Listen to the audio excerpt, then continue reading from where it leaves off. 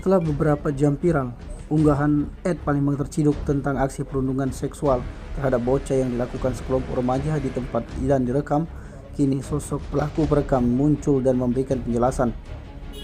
Terkait klarifikasi itu juga diunggah oleh akun @palembang terciduk, di mana sosok pria perekam aksi perundungan itu didampingi oleh pihak keluarga bocah menyampaikan permintaan maaf. Belakangan diketahui oleh pemilik akun Instagram @dedeaa yang belakangan diketahui bernama asli Muhammad Syafi'i.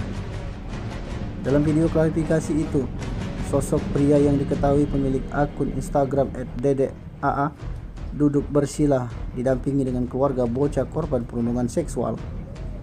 Dia meminta maaf dan mengklaim aksi yang dilakukannya itu semata hanya candaan lantaran hari-hari mereka kerap bertemu. Lebih dari itu, pemilik akun @dedeaa itu juga menjelaskan terkait uang yang diiming-imingi senilai Rp250.000 kepada bocah untuk melakukan aksi asusila di tempat umum seperti yang ada pada narasi di video tersebelumnya, diakui bagian dari candaan mereka. Tim Liputan Sumsel Update TV melaporkan.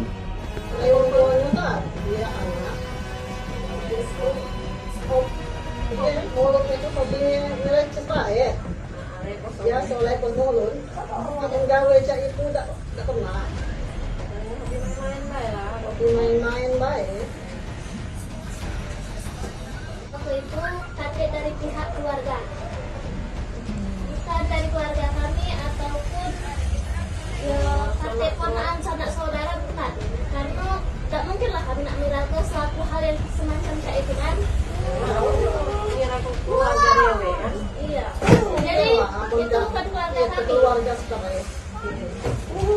Jadi saya perwakilan dari teman-teman yang ada di video tersebut, kami meminta maaf sekali lagi atas terjadinya kegaduhan video tersebut.